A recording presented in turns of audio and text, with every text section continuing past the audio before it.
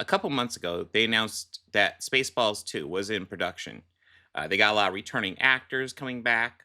We have Mel Brooks' involvement, although I doubt he's directing. I'm interested to see who ends up directing that one. We're all excited for it, even though I will actually confess Spaceballs is actually not one of my favorite Mel Brooks movies. I think it's entertaining. It definitely has its moments. But if you're asking me what peak Mel Brooks is, my number one would be Young Frankenstein. My number three, jumping around here, number three would be The Producers. But then number two is going to be, well, let's not use that finger. But number two is going to be the topic of this video, which is Blazing Saddles. He rode a blazing saddle, he wore a shining star, his job to offer battle. Blazing Saddles is frankly hilarious in my opinion. I think it's a fantastic movie. But there is a very vocal and loud argument that says that Blazing Saddles is a movie that cannot be made today. And in my opinion, that argument is completely baffling. But let's try to examine it and see what the argument is as to why Blazing Saddles truly couldn't be made today. And I think the first thing to do is maybe look at the story and the themes of Blazing Saddles and see what maybe couldn't be done today. So Blazing Saddles is in the Old West. And it opens up on some slaves working on the railway line. Dock that chink a day's pay for napping on the job. Yes, sir. But we essentially have the white managers there, essentially telling the slaves that they need to sing and be happy instead of, passing out on the job and not being, as efficient as they could be. It results in a very humorous musical scene. Some get a kick from cocaine. Hold it! What the hell is that shit? But we soon find out that that part of the railway is stuck in some quicksand. So they send a couple of slaves over to investigate the quicksand, and they quickly end up getting stuck in the quicksand. And the slavers end up catching up and going, "Oh my God, they're stuck in the quicksand!" And then they throw a rope in and save the handcart and leave the slaves in the quicksand. They're like, "Oh my God, we almost lost the handcart. Thank God we didn't. It's all okay now." They in trouble. And it causes the slaves to figure out a way out of the quicksand on their own. And the main slave we're following, his name is Bart, main character of the movie. He ends up picking up a shovel and attacking one of the slavers. Send a wire to the main office and tell them that I said, ow! Send wire, main office, tell them I said, ow, gotcha. Because, outrage over being left for dead. Little things like that. Anyways, he ends up being sentenced to death, and we will be catching up with his story eventually. This is when we catch up with the main villain, Hedy Lamarr. Played brilliantly by Harvey Korman, by the way. Hilarious. I want that land so badly. I can taste it. There must be a way. Clumsy fool. I'm sorry. There's a town called Rockridge, and he needs to build the railroad through there. Unfortunately, the townspeople don't want to move, and he needs to figure out a way to get them out of there. What? We'll work up a number 6 on them. Number 6? I'm afraid I'm not familiar with that one. Well, that's where we go riding into town. A whopping and a whomping. Every living thing that moves within an inch of its life. Except the women folks, of course. You spare the women? No, we rape the shit out of them. And then we catch up with this town of Rockridge, who is this kind of backwater, old school town. The town saloon was always lively, but never nasty or obscene. Behind the bar stood Anal Johnson. He always kept things nice and clean. And all at once the trouble started. A pack of murderers and thieves. Like swarms of locusts they descended. Their to make the town complete. The townspeople have requested a new sheriff to help them in their fight. And he's like, you know what? I will send them a sheriff that they will hate and be just repulsed by, and they will just leave on their own. Maybe I could turn this thing into my advantage. If I could find a sheriff who so offends the citizens of Rock Ridge that his very appearance would drive them out of town. And he chooses Bart, who's about ready to be hung outside his office. He's like, you go there, be the sheriff. And obviously, when Bart shows up in town, the town is like outraged. They have a black sheriff. They're like, the fuck? Yeah, we can't have a black sheriff. I don't know if you're aware of this. You're black, and black people suck. That being their argument, essentially.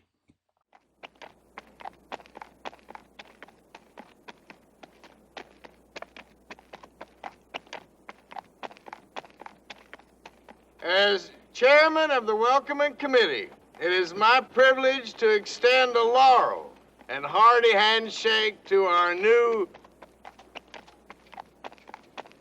nigger.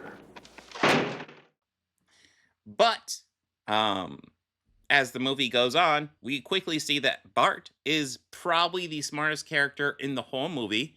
He's able to resolve lots of their issues with bandits who Hedy Lamarr is sending over there to try to chase the people out. He's able to easily take care of all these bandits because all these bandits are dumb, stupid, racist, and Bart is intelligent. Candygram for Mongo. Candygram for Mongo. Sign, please.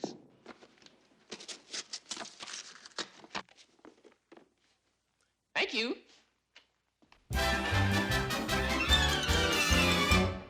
Mungo like candy.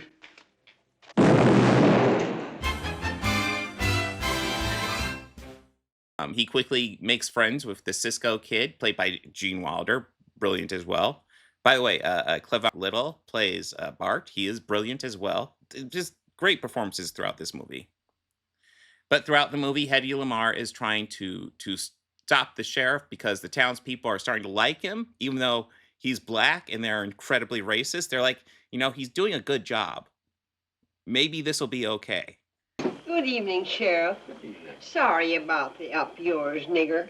I hope this apple pie will in some small way say thank you for your ingenuity and courage in defeating that horrible Mongol. Well, thank you. Much obliged. Good night.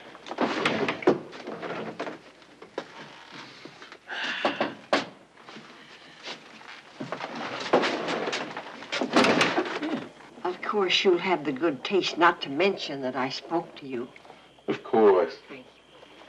He even sends Madeline Kahn to try to seduce the sheriff, which works, but then the sheriff ends up seducing her and she ends up going against him. So it's a very silly movie. I'll be the same, baby. Do.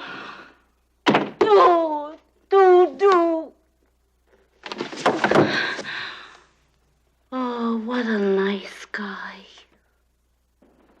In the end, Hedy Lamarr builds up this huge crew of just criminals, you know, just the worst of the worst people, Klans members, all this fun. And his plan is to send them to Rock Ridge and have them just destroy the town. They'll just be overpowered. And Bart brings to the town the suggestion of how to defeat them is to build a fake town for them to actually destroy. And the townspeople are like, we don't have enough people to build a fake town. What are you talking about? But Bart brings his old slave buddies who are working on the railroad and says, these guys are going to help you. So the townspeople, who are absurdly racist, have to learn to work with black people to solve their problems.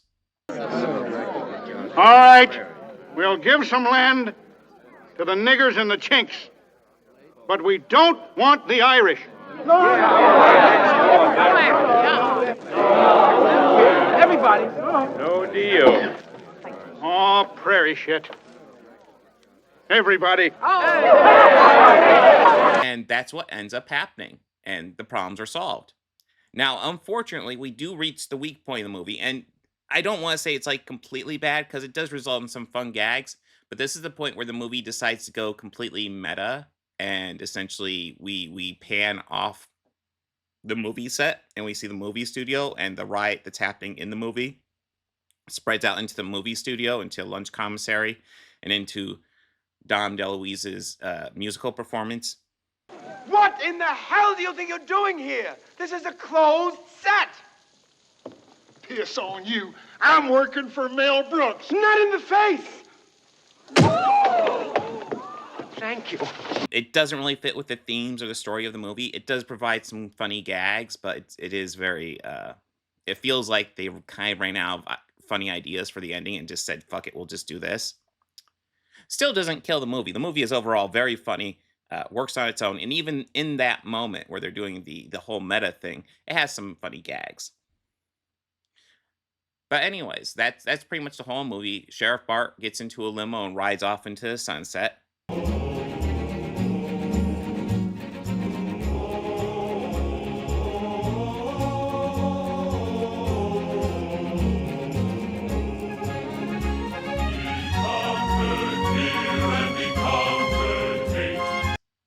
Now I have to ask myself, what about the movie? What about the movie I just described? What about the movie we know cannot be remade today? All right, so as far as I can tell, the idea that Blazing Saddles couldn't be made today is actually something first introduced by Mel Brooks himself. And in an interview he did on it seemed like a podcast of some sort. We'll break it down a bit. But Mel Brooks, Blazing Saddles would never be made today in today's stupid political correct culture. Blazing Saddles may be a groundbreaking comedy, but director Mel Brooks doesn't think Hollywood would make the iconic Western parody in this current stupidly politically correct climate.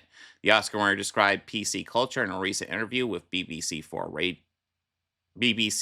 Radio 4, calling it the death of comedy. No, I mean, maybe Young Frankenstein, maybe a few, but never Blazing Saddles, because we have become stupidly politically correct, which is the death of comedy.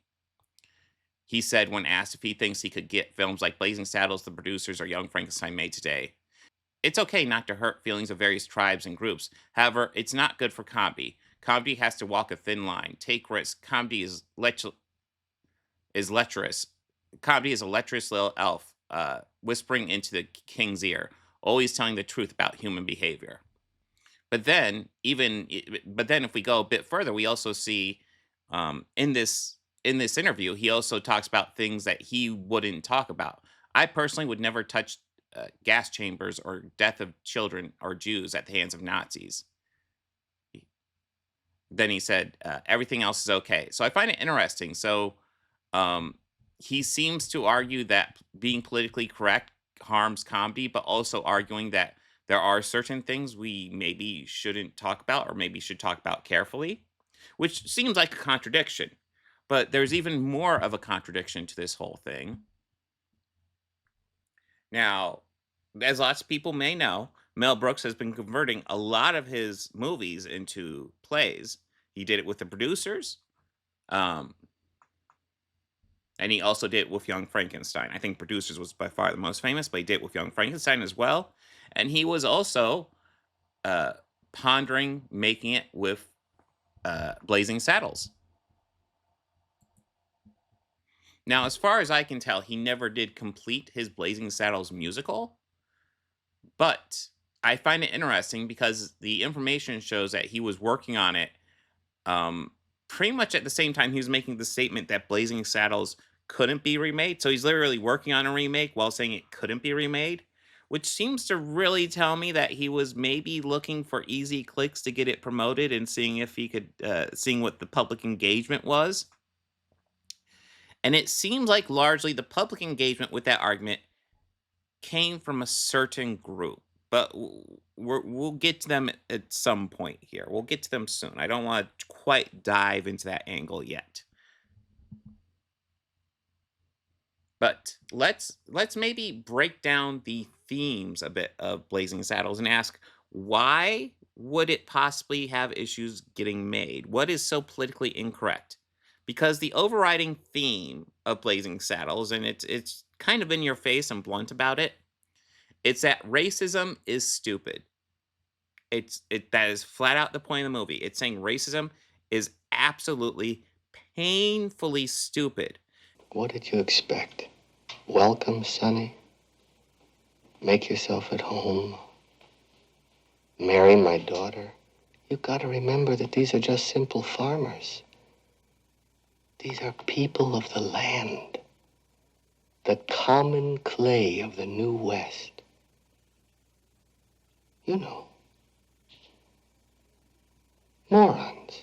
Every single character, except for one white guy, the Cisco kid, Jim, played by Gene Wilder, every other white character in this movie is just an over-the-top, cartoonish racist.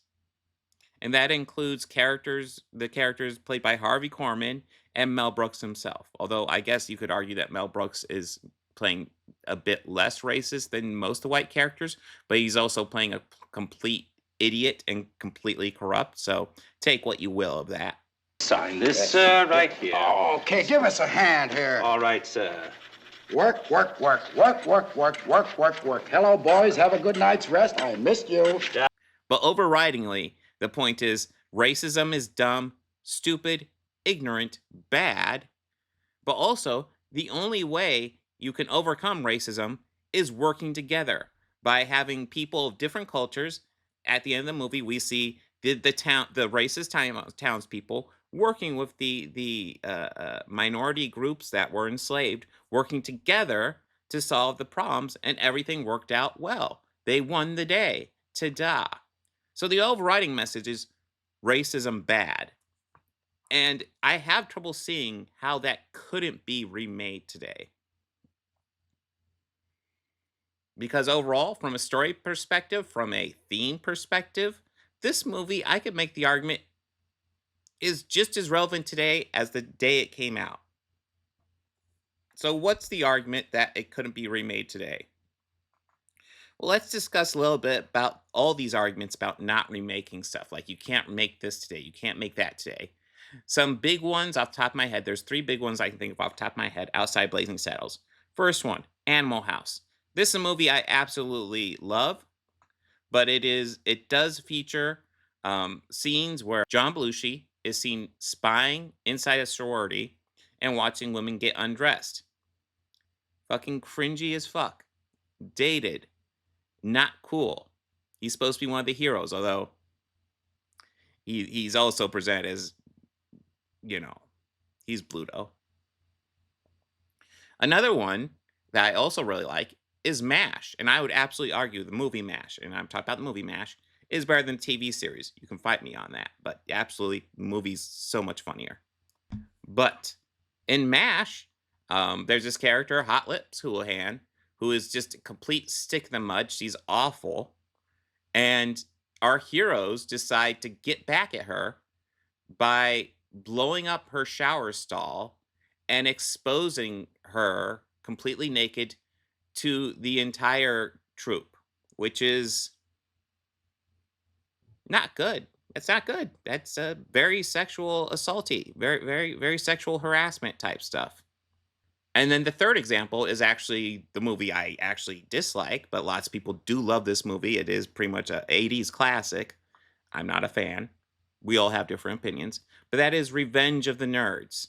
In that movie, it's like, that movie's like Animal House on steroids. Instead of just having Bluto outside the window spying on women getting undressed, the nerds install all these hidden cameras inside the sorority house, and they're recording all the women getting undressed and saving them to prosperity and watching them. And it is really gross. Even years and years ago when I watched this, I was watching that scene, and even though, like, the MASH stuff and the Animal House stuff, it was like, but like, it was kind of a product of the time. Even Revenge of the Nerds, when I'm watching that, I'm like, oh, this is really, really fucking too far. Far too far. And those are the other 3 big movies that are brought up that you couldn't remake today, as well as Blazing Saddles. Now, obviously, you couldn't remake those movies today because you have the heroes essentially doing sexual harassment, doing sexual assault against women. not a great look. That being said, could you remake those movies today? I mean, you could definitely rewrite those scenes and remake those movies today. I think the argument you can't remake it today is kind of weird. If you're inspired and have a good idea, by all means, remake it. Don't just remake it for a studio cash grab, which, let's face it, that's what most remakes are nowadays.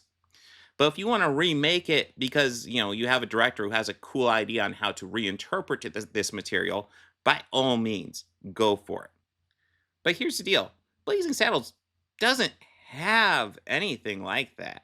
I mean, you could argue maybe Madeline Kahn is put in really suggestive outfits. Won't you excuse me for a moment while I slip into something a little bit more comfortable? Bitte, baby. Oh.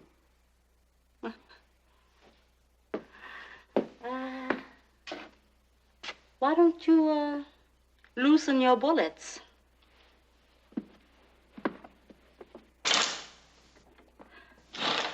Ah, I feel refreshed. For sure, but it's never that she's forced to do so out because she doesn't want to. And in fact, her character is seen as being um, very enthralled by Sheriff Bart as she seduces him. And at the end, even at the end, she's way more aggressive at wanting to hook up with him than he is wanting to hook up with her. So there's no sexual harassment or sexual assault remotely in this movie. The only elements I could think of would be the racial slurs. And there are lots of racial slurs universally used by racists in this movie. And while it does use lots of racial slurs, I will be honest, I don't see why that means you couldn't remake this movie today. For context, it looks like the movie Blazing Saddles uses a racial slur around 46 times. 30 of those times is the N-word.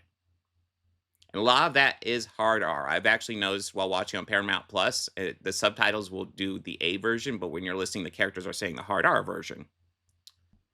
Now, let's break this down for a bit more context, because in 2012, Django Unchained was released. Django Unchained is a movie set during slave times, where you have Jamie Foxx, who is a slave, who essentially he's bought, and he's asked to work for Christoph Waltz's character, and once he finishes his job, Christoph Waltz will free him. Now, given the time period of this, the movie uses the N-word quite a bit. How often? It uses it 150 times. It uses it 5 times more often than Blazing Saddles, and it was made in 2012, merely 5 years before Mel Brooks said you couldn't remake Blazing Saddles today, which really adds to the idea that maybe Mel Brooks is just trying to promote Blazing Saddles, or perhaps to give Mel Brooks a bit more credit.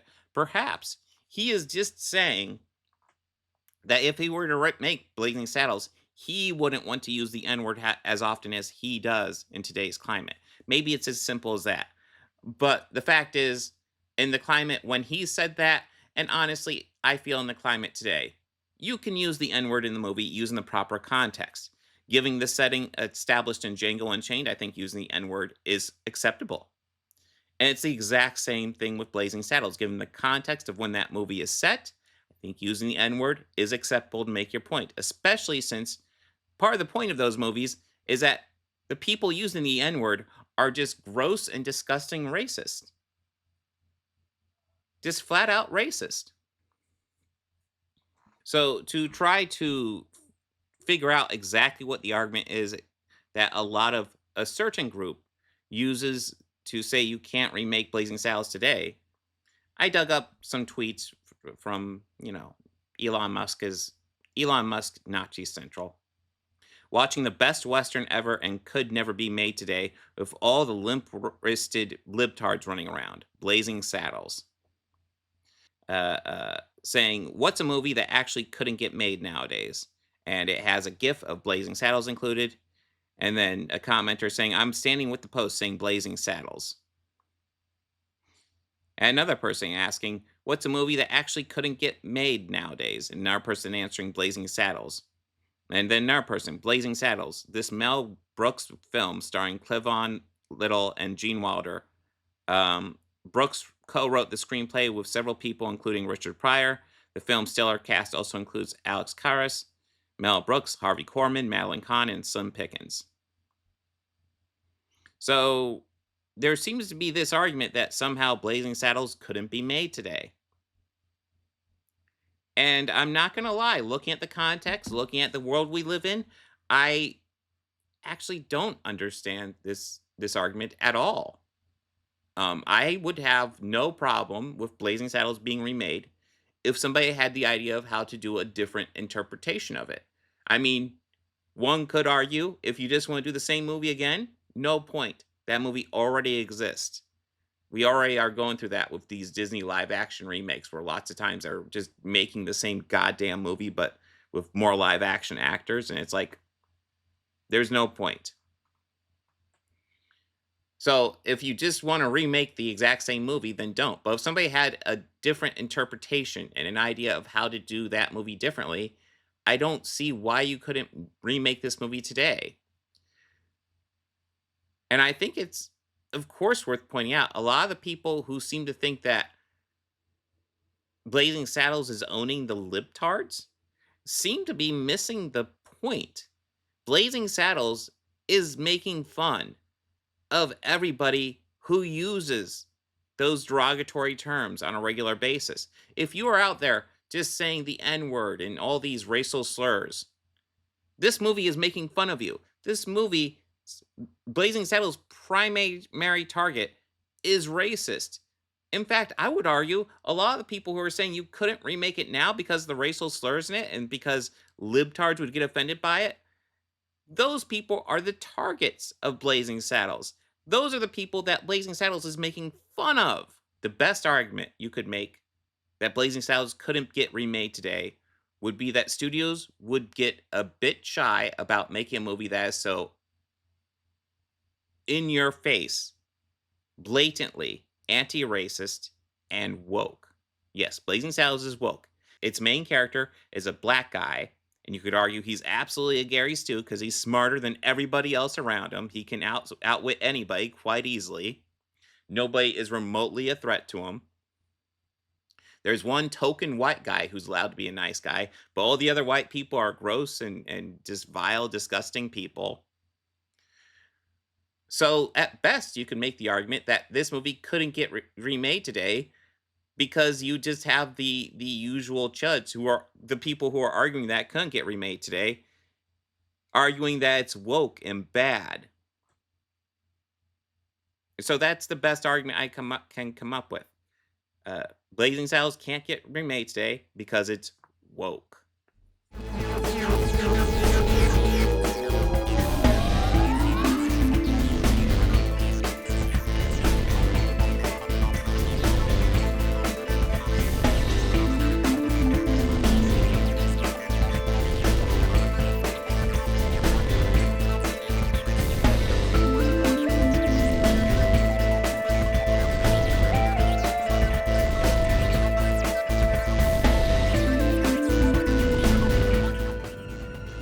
Because I can live with it. I can live with it.